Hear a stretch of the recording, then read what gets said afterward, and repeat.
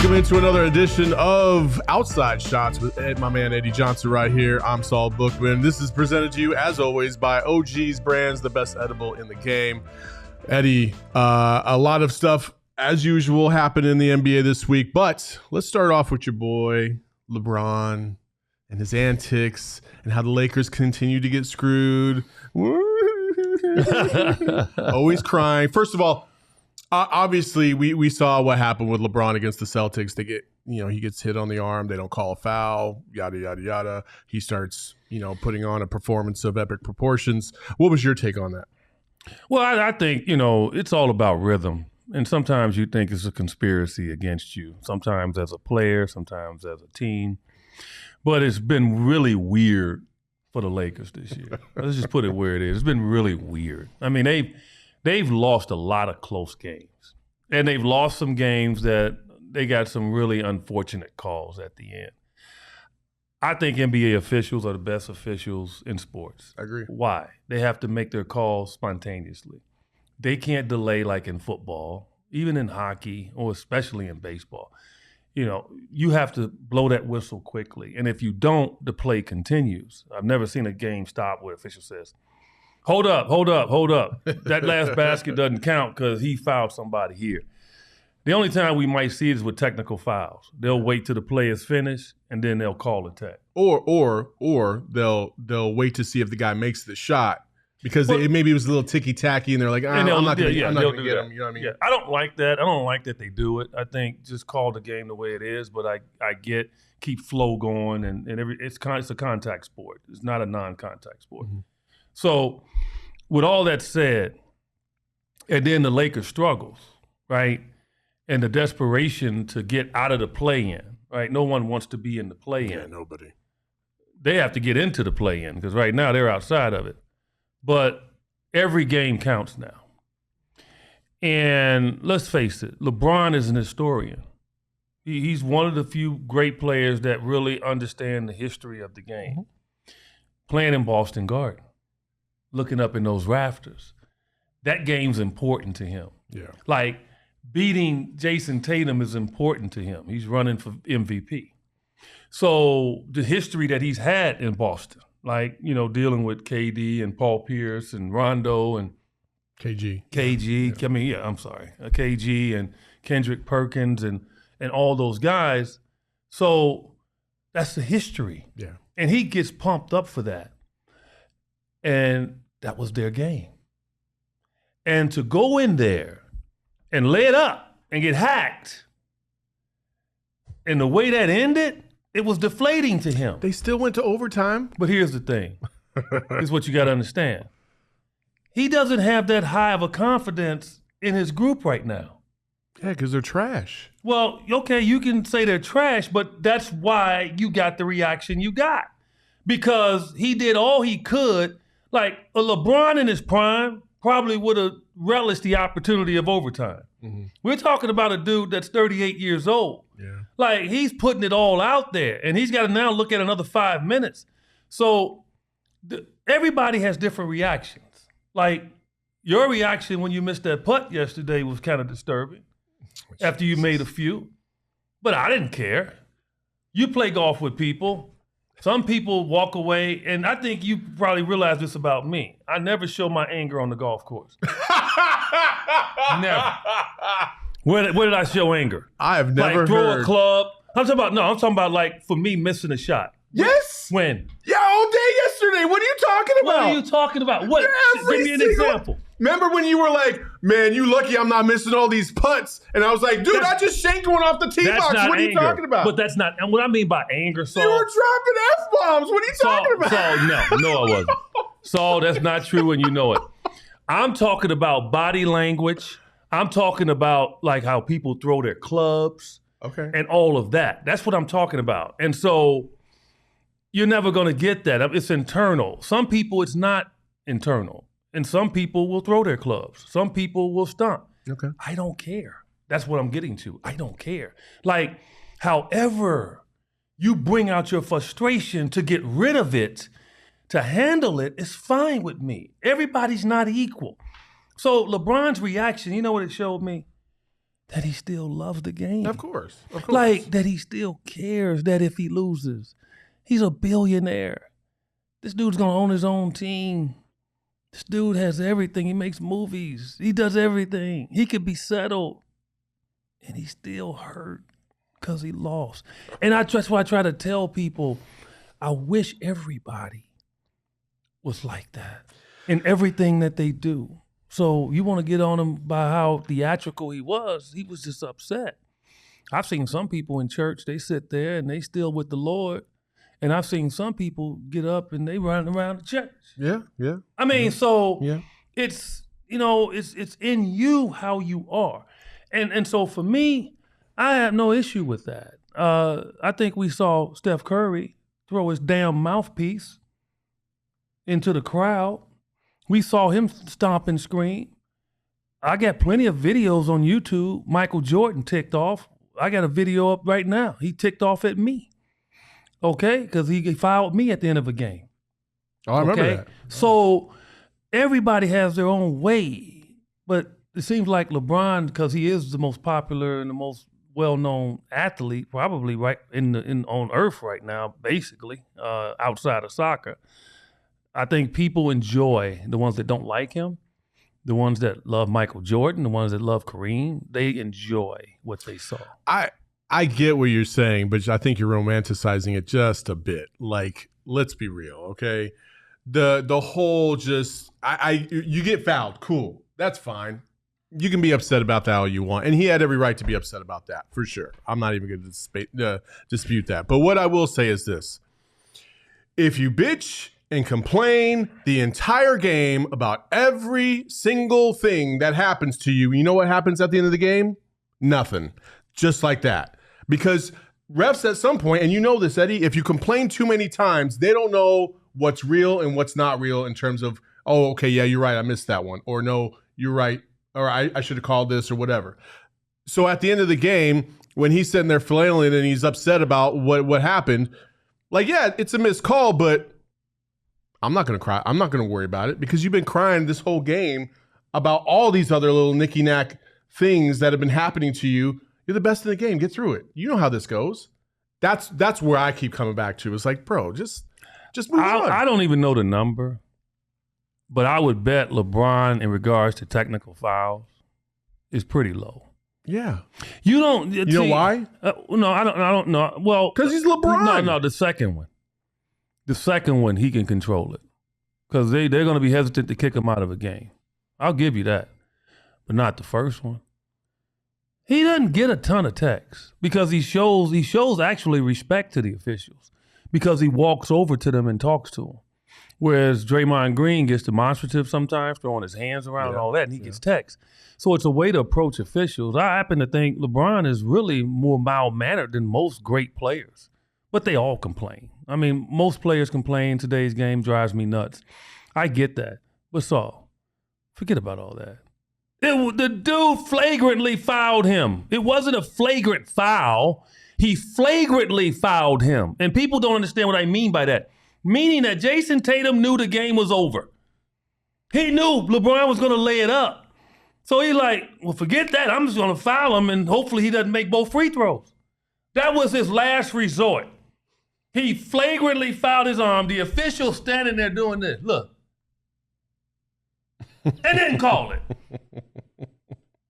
Come on, man. I mean, like, did he freeze? Did the official freeze? I guarantee that official got a fine. The league never tells you that they fines officials, but he got fined because that was just blatant. Yeah, it was. And so the reaction, I think, from the blatant, okay, a couple of games ago, it came out in the 2-minute report that he got fouled at the end of a game. I forgot the end of the game. Well, I have a list of all the things between the Celtics, 76ers, Kings, and Mavs from this month alone. I think it was. I don't know. Was it the Kings? Maybe it was. No, 76ers. I think they said Embiid fouled him or something. He had a layup or something. Yep. Okay. He didn't run around crazy with that. Christian Wood. Yeah. He didn't run around crazy with that one. Yeah. He didn't. The layup was just blatant. Like, it was just, and they didn't call it. Yeah. I would kick and scream too. Like, I mean, if you really want to win, like, Did it bring the kid out of him? Yeah, it did. But I'm looking at it and I'm like, man, that dude right there, that dude does not like to lose. And trust me, I have played with some greats. They didn't give a rat's ass. Huh. Okay. You get me? And like, we go in the locker room and it seems like they're just back to normal. Mm-hmm. That bothered me. You talk to anybody that freaking played with me, anybody, they will tell you they hated to be around me when we lost. Yeah. I hated it. And so that's why I understand it. You lose yourself. That damn shot I hit in 97 against the Jazz. Mm-hmm. You think I would ordinarily do that shit what I did after that? Those high knees. What did I do, man? The high knees. I turned around like I was in a damn marching band. You think I had control of my body with that one? If it wasn't for the cheerleader at the other end holding her arms out like she want a hug, I would have probably still been running. Don't nobody know when emotion comes out of them, man. You get in an argument with your woman and she says some stuff, you about to lose your mind. Yeah, yeah. That's why people so hypocritical, man, with that stuff. They think he's supposed to be perfect. Yeah. Nobody perfect, man. Perfect is a lie, but I'm damn near perfect. It's kind of funny that you mentioned the whole, nobody wanted to be around you when you lost thing, because I kind of felt like that a little bit yesterday after you lost. So obviously, the LeBron antics, whatever, that's fine. But, some people had some feedback, not just me. A guy by the name of Chandler Parsons got onto Twitter and said this tweet, you went at him. And that tweet went viral. What was your mindset on that? Why go after Chandler Parsons? Because one of the things I do on Twitter, you follow me, is I'm like a Twitter cop for the history of our game. And when I have a lot of respect for a lot of people on Twitter. Like, I think people respect me that are lawyers because I actually understand some things about law, but I'm not going to try to debate them. Mm-hmm. But I'll ask them questions about law, right? I'll ask people questions about certain things, politics that they're in, and they'll say, okay, well, Eddie's done his homework, right? So, okay, I can respond to what he's saying, and we can have a good conversation. You get a lot of people on Twitter, man, social networking in general, they just want to come out and they just want to say stuff. Mm-hmm. And so I kind of put them in their place. And I call them couch potatoes and water boys. Now, they might not like it, but that's what you are. Like, if you're sitting there and you're just giving a 1 second blurb about he sucks, he stinks, they're not good, but you're not breaking down why they're not good. You're a water boy and a couch potato all day long. Preach. Okay, so I'm going to call you that till I'm blue in the face. There's some people I don't call that because they break it down. But if you want to have some spontaneous remark about somebody sucks, you suck. Because you're lazy, because you don't want to do your research. You just want to just say something that's on your mind. I'm not going to allow it to happen. So for those ones that when I call them stoops, I call them water boys and couch potatoes, that's why I call you that. So get with it. That's it. It really bothers me when somebody that's not that and they say something crazy. Chandler Parsons. I happen to thought that Chandler Parsons was a decent basketball player. He was decent, but his body was not decent, okay? He couldn't stay healthy. That happens to a lot of people, okay? So he made a lot of money, though. He made over $100 million. I mean, he fleeced Memphis, okay? Yeah, he did. Good for him. Like, I wish I could have fleeced some damn body. Okay, so happy for you. That's fine, but you couldn't play because health wouldn't let you. All right? And then he going to make fun of LeBron. You're not the one, man. Like, you're not the one because your resume doesn't speak for it. Like, you gave in. You couldn't fight through, okay? You couldn't fight through to stay on the court. Yeah. So you can't do that. Like, you can't make fun. Somebody, well, he made a reference to if his dog got hit by a car, that he wouldn't even do that. So I know the love that people have for dogs. So obviously his dog means a lot to him. So he's saying, even if my dog got hit by a car, which should disturb dog lovers, you wouldn't even show that much emotion that LeBron showed. You are not the one, man. And that's what I just wanted to let him know. You're not the one. You didn't play. Okay, you spend more time on Twitter than you did on the court.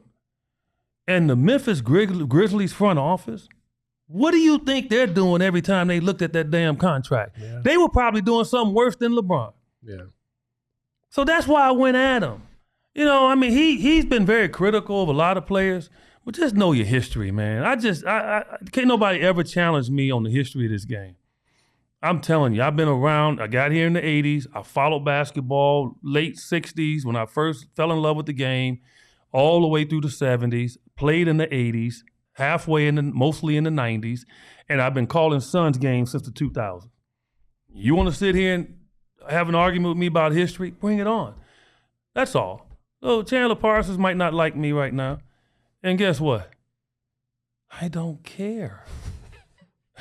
I don't care. Speaking of not caring, All-Star voting.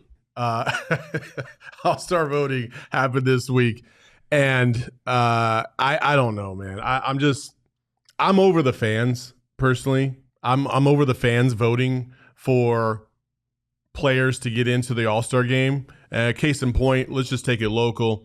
Devin Booker is 10th amongst guards in terms of the fan vote. And Austin Reeves received more votes than Devin Booker. That's where you've lost me completely. And we've seen this before. We saw last year the K-pop stands voting for Andrew Wiggins to be a starter in the All-Star game, which he was. And Wiggins had a great year. And I'm not saying he shouldn't have been an All-Star, but he shouldn't have been an All-Star starter. There's no way. So as a player that's gone through this before and seen other guys get recognized, and maybe even yourself, maybe a time or two you felt like maybe you deserved an All-Star nod. What is your take on the fans' impact on All-Star voting? And do you think they got it right this year? No, I don't agree with fans voting. I know they split it up now. You know, so it's 50% for fans, and then 25% for media and 25% for the players. Yeah. So, you know, I'm okay with that, I guess, because I think this is a fan sport. They're the reason why the NBA is where it is, and so it's always good to include them in what's going on. But I do have an issue with them, and it's unfair. I mean, I think, you know, if China loves you as a player, you're probably going to get a ton of votes. Oh, yeah, you are. And that's an advantage there. I know people say, man, well, you know, you all like the fourth or fifth or sixth largest city in the country. Yeah, Phoenix is. But Phoenix has so many different people from all over the country living here.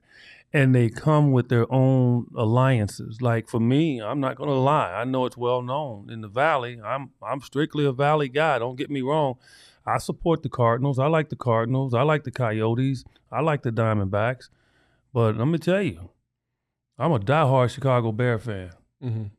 If I had to vote for a Bear first, I will. If I had to vote for a Cub first, I will. I grew up with that. I'm not giving that up. Yeah. And so I think that's the same personality with a lot of people that live in the city. So I think that's what costs a lot of our athletes here when it comes to the voting process. We really don't get the bulk. Whereas in LA, they're all Lakers, right? And then in New York, they're all Knicks. They're up in the Bay Area, they're all Bay Area. And then I think that's the difference, and that gives them the advantage. And it's disappointing. It's disappointing to see that because Devin Booker's the best two guard in the NBA. Man. Absolutely. And he's on the cover of freaking the 2K. Mm-hmm. So you're going to tell me now? Forget about Austin Reeves. Austin Reeves probably looked at that and like, whoa, he probably took a picture of it to show his kids, you know, that he's going to have in the future if he doesn't have any now. But it's not about Austin Reeves. It's not about anybody that finished ahead of Devin. It's about the process and the lack of respect that I think that people have for the voting process, and that to me bothers me. Joel Embiid. I mean, Joel Embiid is the most dominant player in the NBA. You're going to tell me that 3 forwards over there are all better than him? No. And I'm not going to even say the one that I think he should have got in over. because I think they're all stars. But you're going to tell me a guy that's leading scorer in the league, guy that's the most dominant paint player in the game, out of those three, arguably could be the best defender, okay? And they had the best record at the point in time. Philadelphia's been playing the best basketball of anybody. And you're going to tell me that dude shouldn't be starting at center? And here's the other part, the positionalist mindset. Yeah. These people are trying to turn basketball. I don't know what they're trying to turn basketball. I grew up saying, okay, you're a point guard, you're a two guard, you're a small forward, you're a power forward, you're a center. That's what I believe in. I think you have a definition of what you are and you carry it like a badge of honor. In the 80s, small forwards was a plethora of us. That is the reason why I didn't make all-star teams, because that's how they were voting. You had Kiki Vanderway, Purvis Short, Bernard King, Larry Bird, James Worthy. You had Mike Mitchell with San Antonio, an unknown guy, Larry Nance, Mark Aguirre, Adrian Dantley. That's why I couldn't make them. Yeah. Because I was a small forward. I wished it was positionless back then. I would have made them. It was a couple of all-star games I went to averaging 23, 24 points.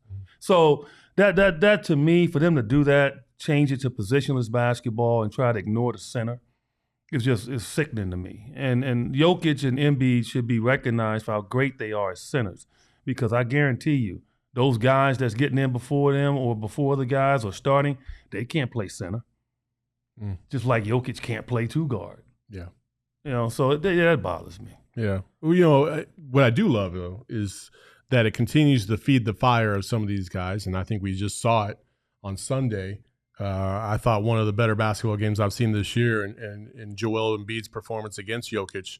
You have the two-time MVP going against a guy that a lot of people have been dismissing as the MVP possible in favor of Jokic. And then you see it firsthand in front of you, and you're like, whoa, okay. Like, there's levels to this. And I think what Joel Embiid can do, he can take over a game scoring-wise. He can take over the game in many different aspects. And I know Jokic gets the credit for being this versatile, all everything. And don't get me wrong, he's one of the two best centers in the game. But I do think that there's a little bit of a glorifying of his, I don't know what's the best way to say this, production versus Embiid. Because if you take Embiid off of the 76ers, there's no way they make a conference finals. There's no way, they might not even make the playoffs. But, and the same thing could be said about Jokic. But Joel Embiid's performance, I don't feel like is so drastically far off of Jokic where he should be dismissed as he's the number two, clearly. I don't think he is. I actually think Joel Embiid is better than Jokic myself, because if I was to pick one of those two teams to start a franchise with, I want the more dominant player. And to me, Embiid's dominance in taking over a game when necessary, I think rises him above Jokic, whereas Jokic is one of the best facilitators at the center position we've ever seen in this game, can drop 30, 20, and 10 on any given night. Yeah, had a triple-double last night. Exactly. 15, and but 15. In my estimation, to take over a game scoring-wise, right, where that's what you're measured against when it comes down to like clutch time minutes and being able to really produce for your team. That's what I saw Embiid do on Sunday, that I don't necessarily think that Jokic is at the same level as. Embiid's a dog, man.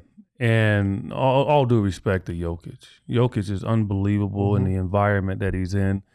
Extremely talented, multifaceted. I mean, he's a center, but with a point guard game, power forward game. He covers all the bases. He's amazing. He is simply amazing. But as I got into this discussion the other day, Embiid's just a dog. Like, we've seen over the past in the playoff setting. Now, people can argue and say, well, Jokic has gotten further than Embiid. That's true in the playoffs. But we've seen Jokic didn't step up with the dog mentality when he needed to. Yeah. You'll look and he'll have those numbers, but you don't sense like he's out there just hurting people. Like, he gets the ball, you kind of want to get out of his way. That despite him not making shots, is he going to keep going forward? And I think, that's just the beauty of his game. He's a very unselfish player, and that's fine. But Embiid's a dog, man. Like, and what I mean by that is that he doesn't care. He's going for it. And he's had to fight for the ball. Jokic does not. And so Jokic's numbers are always going to be better across the board because he doesn't have to fight for the ball. He's touching the ball probably 90% of the time, every time up and down the court. Where Embiid has had to play with Jimmy Butler, Tobias Harris, James Harden. Ben Simmons had the ball when he played with him. He had to play with guys that had the ball. So he didn't have the touches like Jokic. So Jokic's numbers are going to be better. Yeah. But I'm talking about dominant in that paint, just taking ownership of what his strengths are. He's better at that. And head-to-head competition, since they both have started to play against each other, Embiid has gotten the best of Jokic across the board. The only statistical column I think that Jokic actually leads him in head-to-head is assists. Mm-hmm.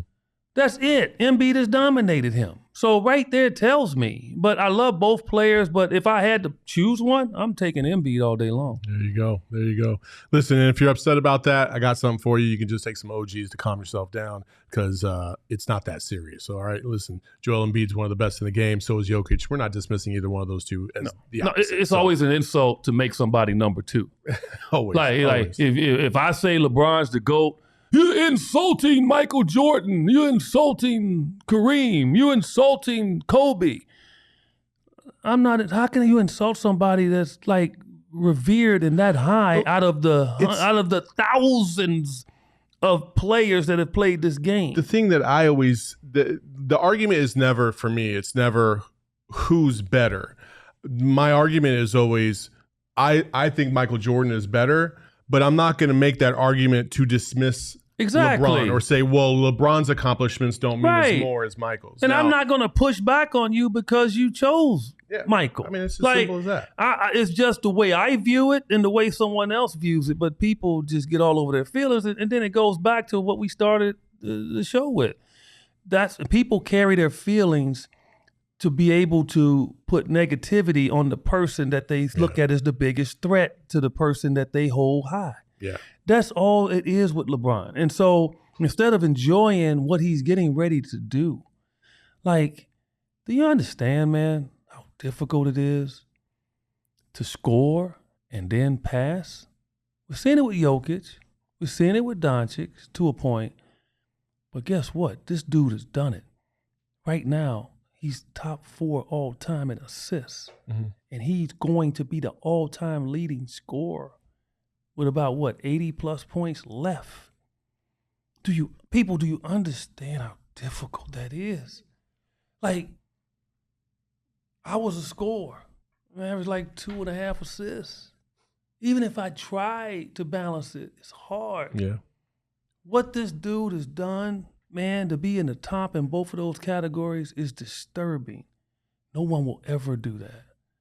No one will ever do that. I'm telling you, man. That is Kareem's record they thought nobody would get. Oscar's record they thought no one would get. I'm telling you right now, we won't see anybody be the all-time leading scorer and be top 5 in assists. Ever. That won't ever happen again. And that's why I look at him as a GOAT, because that's what gets me over, because winning titles is a team freaking thing. Yeah. And I'm tired of people talking about MJ 6-0. Scotty 6-0.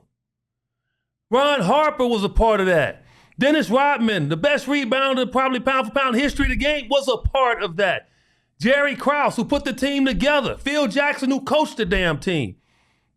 Steve Kerr, who made a big-ass shot against Portland to help them win the title. John Paxson, here in Phoenix, hit one. It's a team freaking sport, man. So when you talk about individual basketball player, a dude that covered all bases from a basketball standpoint, that's how I really compute who I think was the best basketball player. All right, so maybe EJ needs a little bit of OGs right now.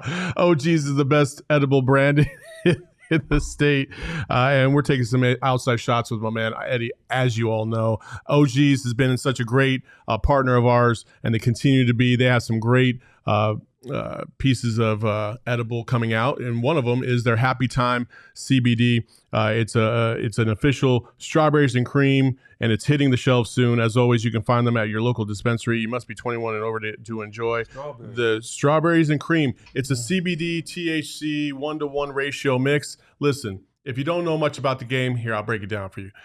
You got your indicas, kind of mellow you out.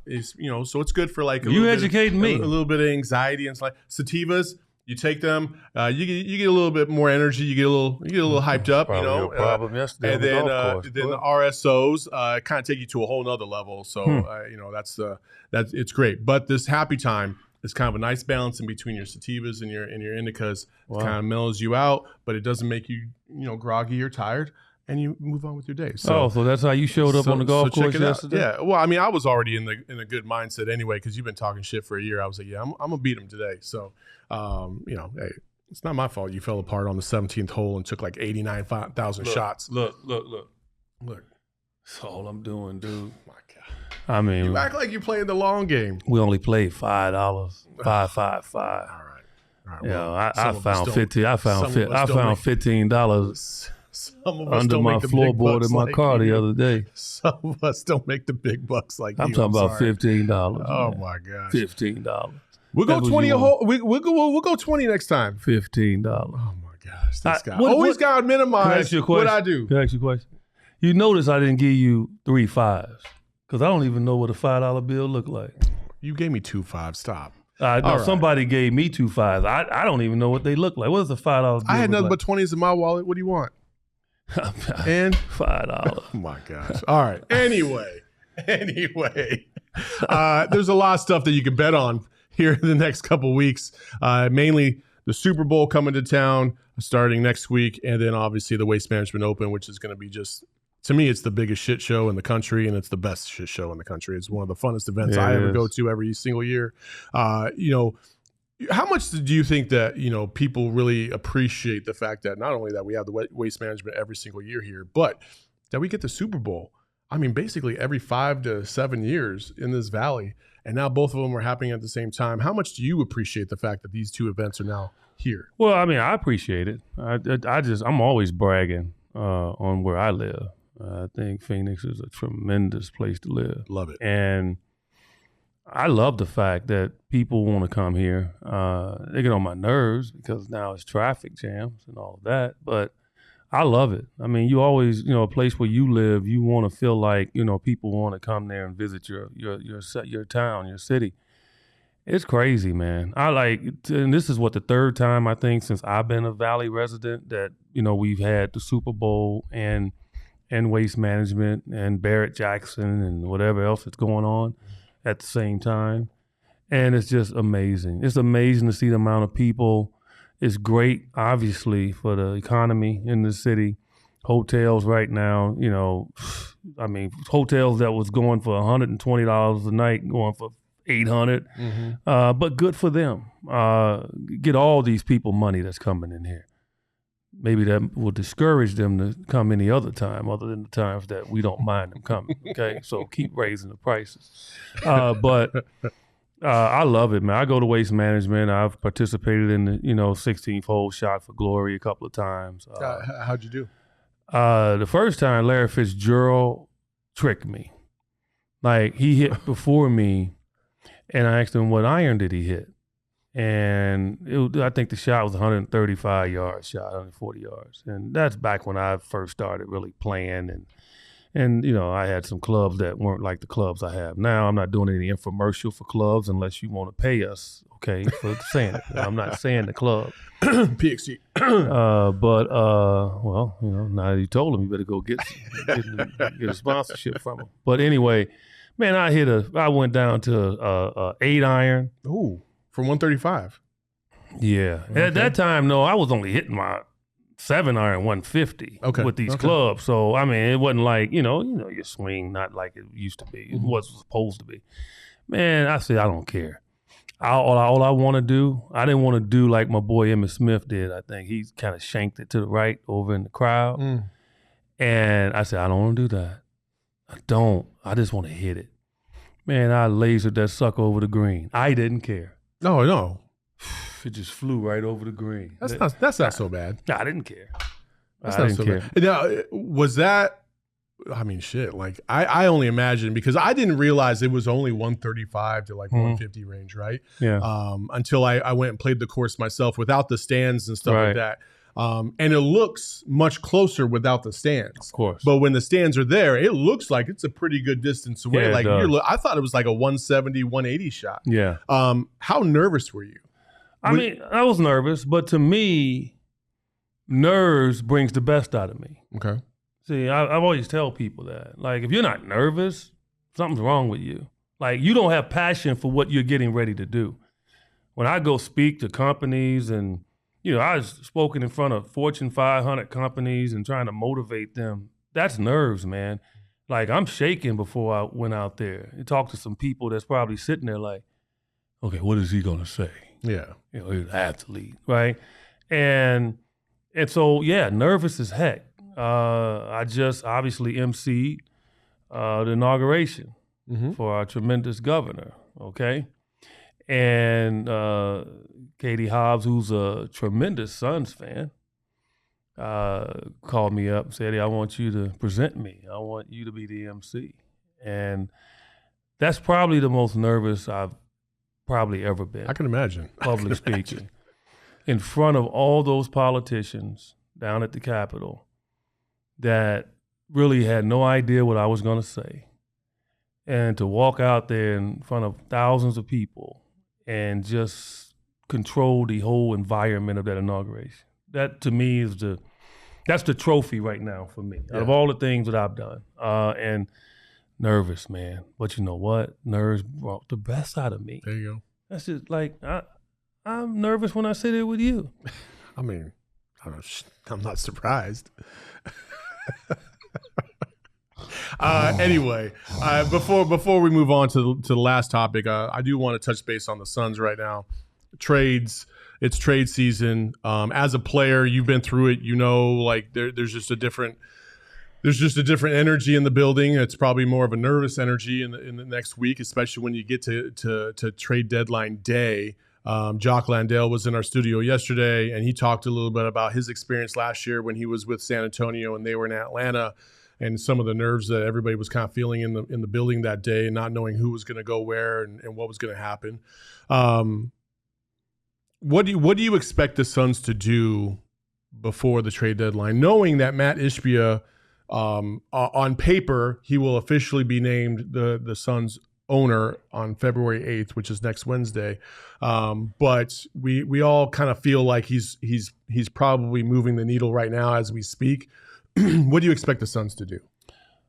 Which means they probably already have a deal in place before that. And then it's not going to, as soon as he takes over, and they're going to run off and start calling teams. They're doing that now. I think they have an idea of what they want to do. And so they'll be ready to get it done when it's official. I think that was part of the process, that they just could not be held up by past ownership. Yeah. And just, and not be allowed and be restricted to do something. So I think that was part of the purchase of the team, that it had to be done before the trade deadline. And I'm glad that it is done. And I definitely think that something is going to happen, especially with the Crowder situation. They're not going to let Crowder just walk. Yeah. I mean, that's just a waste. So I think, he's going to probably be moved. And I just wouldn't be shocked if they did something else. I just wouldn't. If you had to guess, from your vantage point in the seat that you sit in, if you had to guess a move to be made, or a move that's significant enough to elevate the Suns to a no doubt championship contender. Not saying that they aren't right now, but they need a lot of things to kind of go their way when they hit the playoffs, mainly health wise. Which one are you leaning more towards? A significant move, or just it's a move and it helps, but it's not really groundbreaking? A few months ago, you can probably look at the team and you can say, man, we need another guy that can go get his own shot. We need another guy opposite Devin that can, you give him the ball, run a play for him, that he's got and not be nervous and be worried about it. If Mikal keeps going, jeez. I think that's what I'm saying. Yeah. They found it in Mikal. I think he's come out of that shell, and you can just see it. I don't think it's going to go anywhere. I think he's proven now these last number of games, averaging over 20 points plus, that he can be that guy, especially what he did in San Antonio and what he did the other night. So I think now maybe they might settle in the fact, okay, all right, so maybe now try to get bigger, more versatile at that power forward spot. I think, to me, all due respect to Jae Crowder, I thought what Jae Crowder brought to this team was huge. Jae Crowder was just undersized, man. He's 6'6.5", man. And it's hard to be fighting with dudes 6'10" every night, blocking them out, think you're going to get a rebound. I just think they need to get a bigger presence at that forward position. I think Dario is really improving game by game. But Dario, even at times, has an issue because he can't jump. Like, he's just a wide body, but he doesn't have elevation to go get that tough rebound in the crowd. And so DeAndre gets a lot of the pressure because he's the only one out there that can obviously go do it. Torrey Craig playing power forward, undersized. So I think they need to get bigger in that area. And it doesn't have to be a guy that's a household name. Just a dude that's just a dog that just loves to go get the rebounds, man. Because I think if the Suns take more field goals than any opponent, they're probably going to win. Yeah. I've said that the last number of years.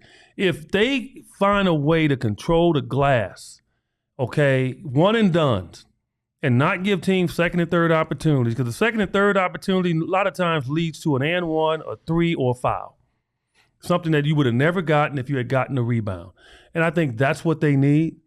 But if they can get back all healthy and keep it right and be able to turn this Jae Crowder deal or maybe a draft pick into a big body, man, I'm all good with it. I think it's good enough. But, so it could be a big thing happening too, man. So we'll see. We'll see.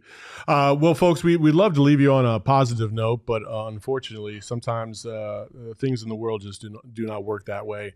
Eddie and I talked yesterday a little bit about Tyree Nichols and that situation in Memphis and that tragedy. And really, when it comes down to humanity overall and the lack of it. And you wanted to say a few words and let you have the floor. Yeah, I'm disturbed. Like a lot of people I know, they could not watch the video. Mm-hmm. I'm an historian. I have my degree in history. History is my life. I love it from just a sport aspect, obviously, where I'm on Twitter getting people right about the history of the game, to where politics, I'm very opinionated. I do my research. I do my homework. I don't need to shut up and frickin' dribble. I've earned that right. Pay taxes, a lot of damn taxes. I'm 63 years old. I've lived a life. Grew up in Cabrini Green and one of the worst housing projects in the country. I had my interactions with police in my life.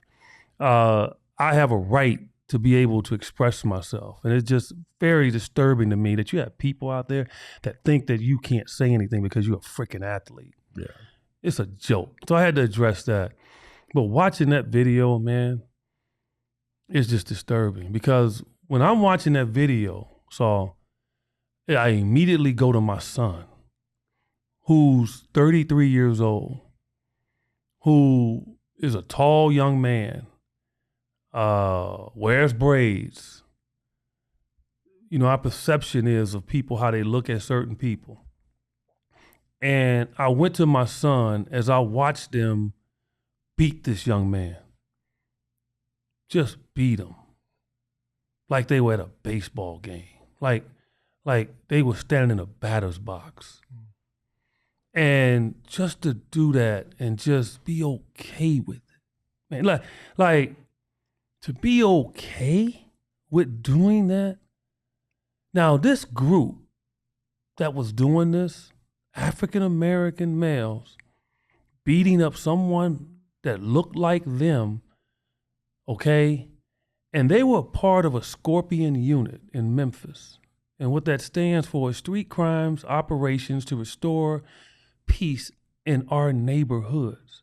So they were put into this unit to be like officer friendly, like be a person in those neighborhoods that really maybe didn't have good interaction with white police officers, to put these African-American males in there and to be able to maybe be able to talk to them. Yeah, bridge the gap. Yeah, bridge the gap. Because as many times me walking around city of Chicago, I would see a police officer and I immediately would like get nervous. I shouldn't have to get nervous. I should get happy.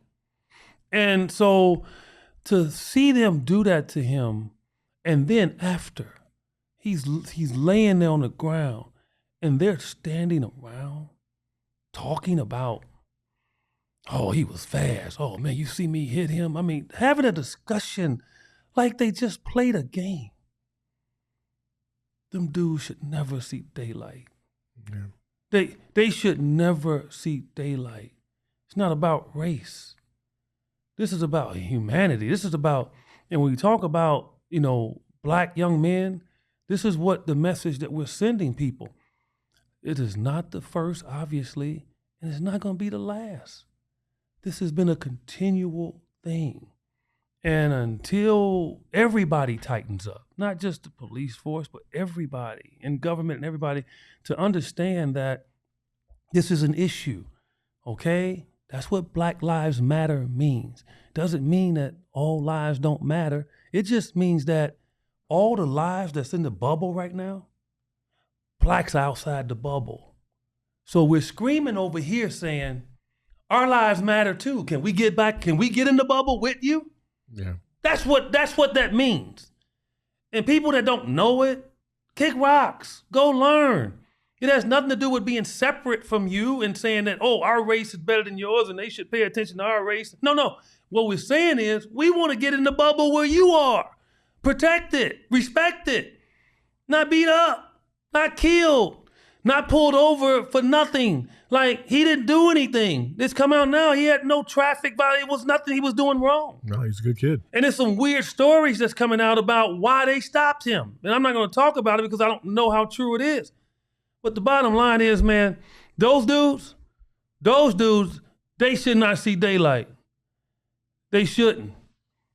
They should not, because they did not care. And those paramedics that showed up, they should go to jail because they didn't help the man.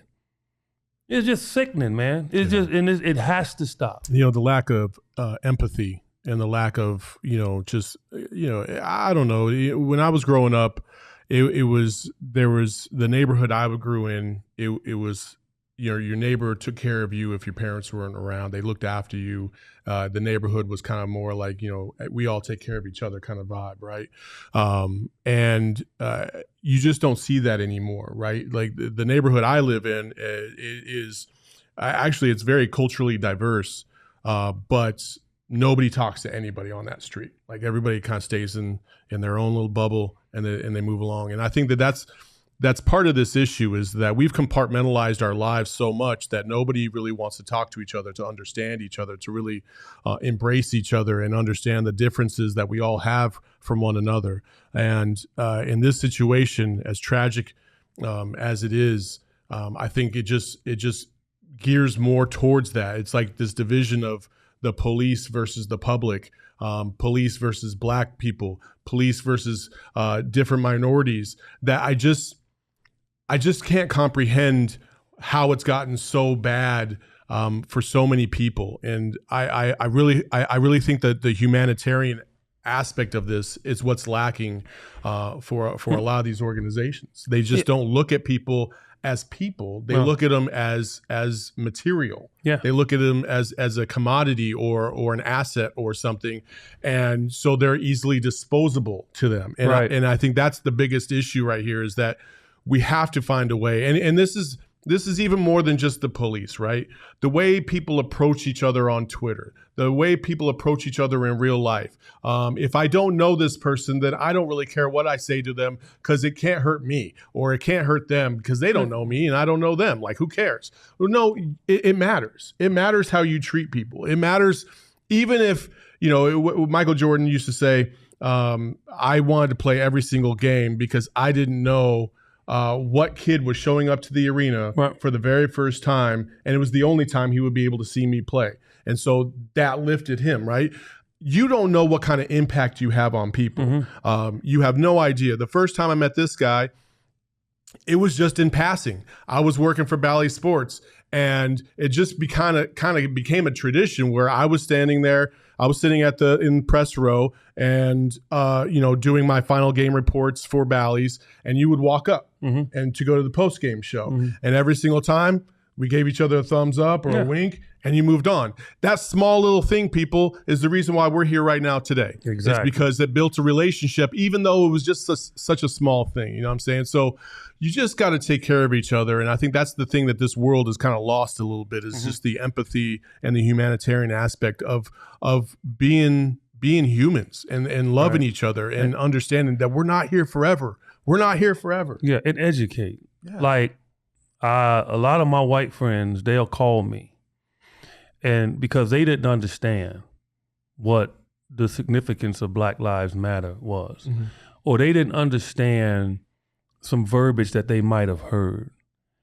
And I just try to break it down to them. I said, I understand. It's hard for you just like it's hard for me. It's hard for me to be able to walk to school knowing that I'm going to get there without any interaction from somebody that wanted me, growing up in the city of Chicago, that is, interaction from somebody or getting a hard stare from somebody that might think that I'm up to no good.